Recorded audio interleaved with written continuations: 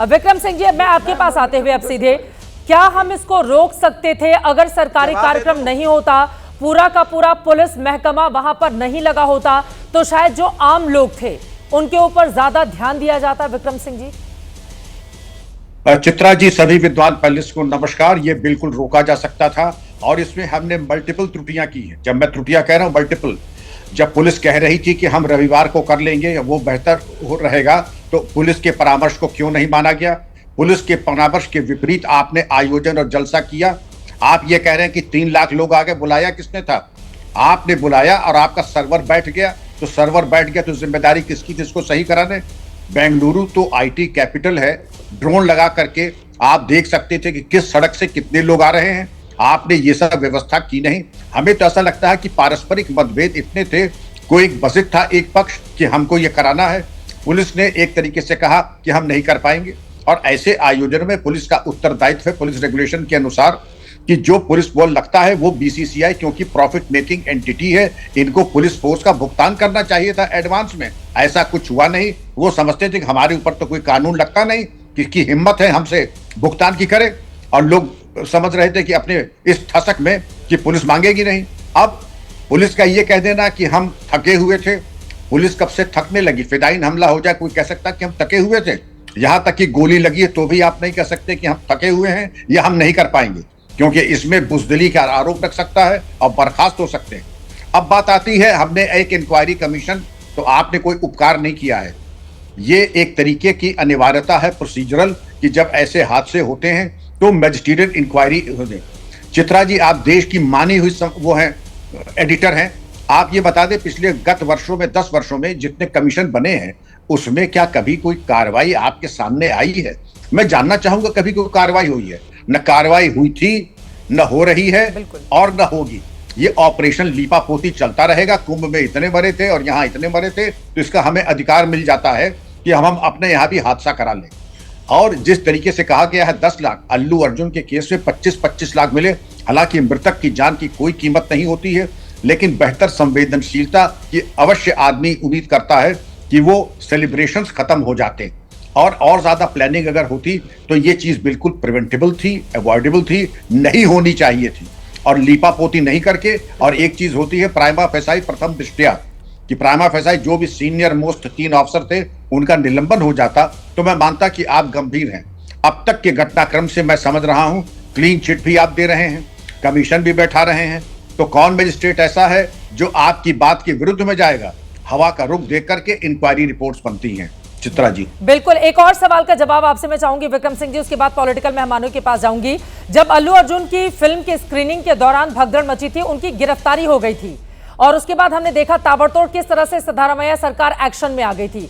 यहां पर 11 लोगों की मौत हो गई है, लेकिन उसके बावजूद माफ कीजिएगा, रेवंत रेड्डी सरकार थी, कांग्रेस की सरकार थी, उसकी ओर से तत्काल एक्शन लिया गया। लेकिन मौजूदा वक्त में यहां पर सिद्धारमैया सरकार जिस तरह से अपने बचाव में उतर आई है और बार बार पुलिस वालों का भी बचाव किया जा रहा है, अगर मैं 3 जिम्मेदार लोगों की बात करूं, क्या जो आयोजक थे उनकी ओर से भी घोर लापरवाही बरती गई?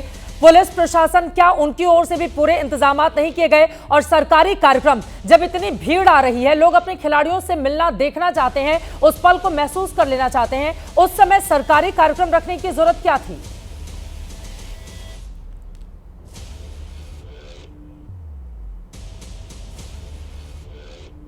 विक्रम सिंह जी, ये आपसे ही सवाल था। अच्छा चित्रा जी, चूंकि वो वीडियो नहीं था तो मैं शब्द वेदी वाण की तरह आपकी बात सुन रहा था। बिल्कुल सबकी जिम्मेदारी है, तीनों स्टेक होल्डर्स की जिम्मेदारी है। सबसे पहले मैं पुलिस की, फिर आयोजकों की, फिर जो ऐसे हमारे राजनीतिक वरिष्ठ व्यक्ति हैं जिनके दबाव में आकर के ये आयोजन किया गया। जिम्मेदारी और उत्तरदायित्व तो निर्धारित करना ही पड़ेगा और इस तीनों स्टेक होल्डर्स के चलते ये हादसा हुआ। हम मानते हैं वर्स्ट केस सिनेरियो, मान लीजिए कि आपको कोई सहयोग नहीं मिला, आपकी पुलिस फोर्स का भुगतान नहीं हुआ, लेकिन आप अपनी जिम्मेदारी से, जब मैं आप कह रहा हूं तो पुलिस की जिम्मेदारी से हाथ धो के भाग नहीं सकते हैं। लेकिन आपका जो ये वक्तव्य है कि इसमें सभी जिम्मेदार हैं, तीनों पक्ष जिम्मेदार हैं, जो राजनीतिक लोग हैं जिन्होंने इसको बावजूद पुलिस के परामर्श के करवाया, जो हमारे आयोजक थे, प्रायोजक थे, उनकी जिम्मेदारी है। और पुलिस की भी जिम्मेदारी है इस पे तीनों स्तर पे एफआईआर लिखा करके इनको नामित करके और विवेचना किसी इंडिपेंडेंट एजेंसी से करवाई जाए। लेकिन क्या करेगी सरकार? ऐसा लगता तो नहीं है जिस तरह की लीपापोती में अभी से सिद्धारमैया की सरकार लग गई है। लेकिन साधना भारती जी, कांग्रेस पार्टी की प्रवक्ता हमारे साथ मौजूद हैं, उनसे इस बारे में टिप्पणी ले लेती हूं। साधना भारती जी, एफआईआर करके होगी क्या कोई कार्रवाई, उम्मीद की जाए?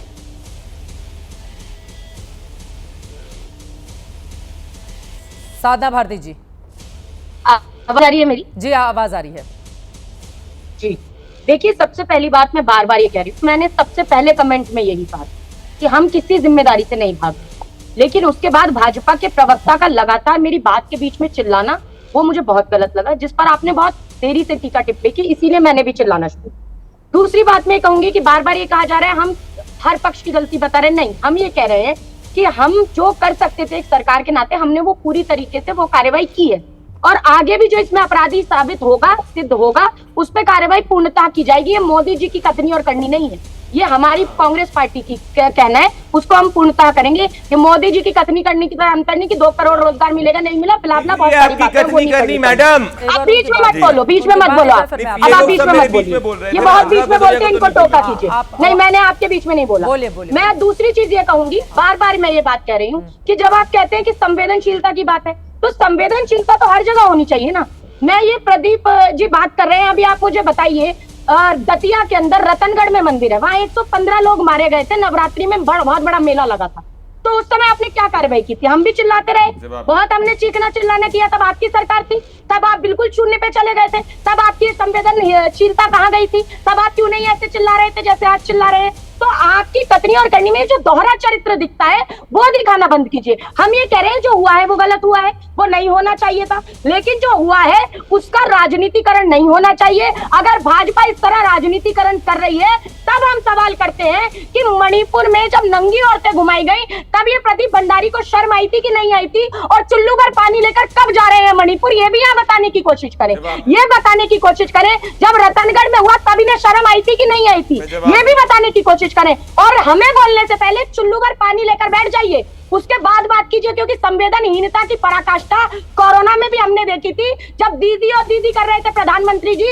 और दिल्ली आकर कहते थे 2 गज दूरी और मास्क क्या जरूरी, और लाशें सनातन में जलाई नहीं गई, हिंदुओं की बहाई गई गंगा के किनारे। तो शर्म आपको पहले आनी चाहिए। और उन नग्न औरतों को जो नंगी करके घुमाई गई, उसमें सैनिक की पत्नी भी थी, तो उनका बदला कब लेंगे?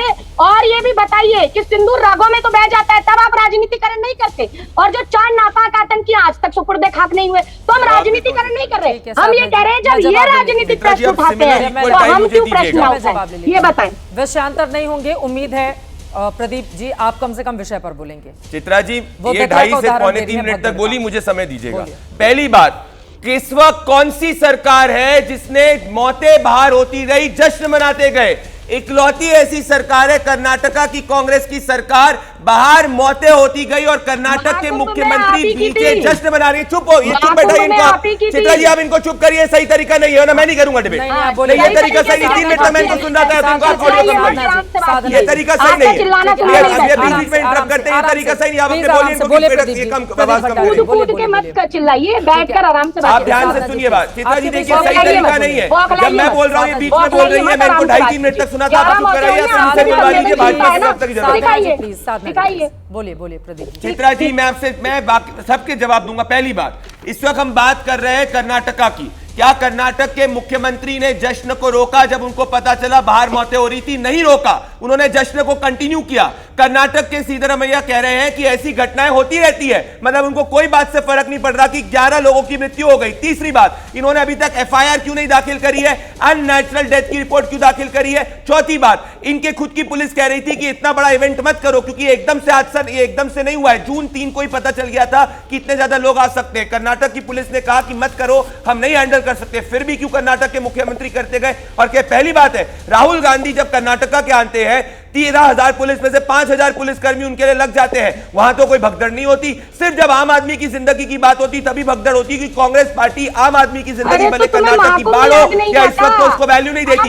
ये बात करेंगे आतंकी की। 26/11 आतंकवादी हमले के बाद में डॉजियर खेल रहे थे, 100 से ज्यादा हिंदुस्तानियों की जान चली गई और पाकिस्तान को क्लीन चिट देने वाली देशद्रोही पार्टी की प्रवक्ता हमें बताएगी। और महिलाओं की बात करते हो, रेपिस्टों के लिए कैंपेन करने वाली प्रियंका वाड्रा हमें बताएगी महिला सम्मान। शर्म आनी चाहिए आपको, शर्म। 13 साल की बच्ची की मृत्यु हुई है, 19 साल के लड़के की मृत्यु हुई है। आप लोग हिंदुस्तानियों की जान की कदर नहीं करते हो, इसीलिए जाके वहां पे हुआ है। अल्लू अर्जुन को 2 मिनट में अरेस्ट कर दिया। कब अपने मुख्यमंत्री से इस्तीफा दिलवा रहे हो? कब अरेस्ट कर रही हो मैडम? कब डेप्यूटी चीफ मिनिस्टर को अरेस्ट कर रहे हो? नहीं कर पाओगे ना, क्योंकि आपको पता है वीवीआईपी का बेटा नहीं था। वीवीआईपी के लिए तो स्पेशल सिक्योरिटी थी, जमीर अहमद के बेटे के लिए स्पेशल सिक्योरिटी, सीतारमैया का ग्रैंडसन विराट कोहली के साथ में सेल्फी खिंचवा रहा है उसके लिए स्पेशल अरेंजमेंट। पर पुलिस वाले आम आदमी के लिए नहीं मौजूद थे, क्योंकि कर्नाटक की सरकार को पता है 11 लोग हैं, वोट इधर उधर माइनॉरिटी का कर लेंगे, कोई फर्क नहीं पड़ेगा। ये इनकी सोच है। हिंदुस्तानियों की जाने जाती है, ये जश्न मनाते हैं, ये है राहुल गांधी की सोच। आपको चुल्लू भर क्या, ये लो पानी, ये लो पूरा पानी, और इस पानी के अंदर डूब जाना चाहिए। आप लोगों को शर्म आनी चाहिए। इनोसेंट सिविलियंस की मृत्यु हो जाती है और यहाँ पे राजनीति मेरे साथ करते हो।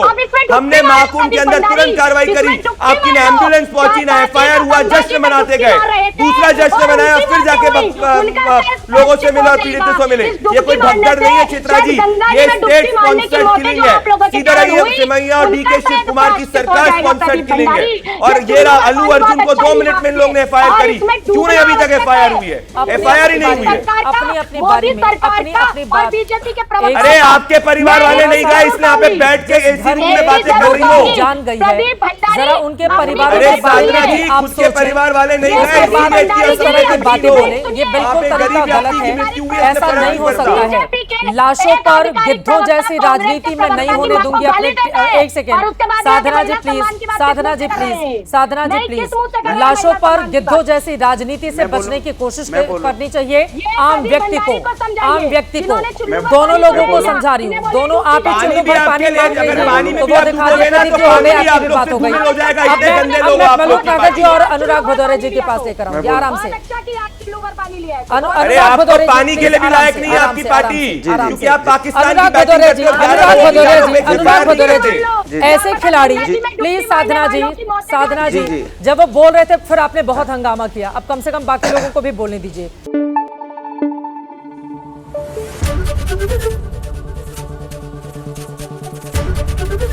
एबीपी न्यूज आपको रखे आगे।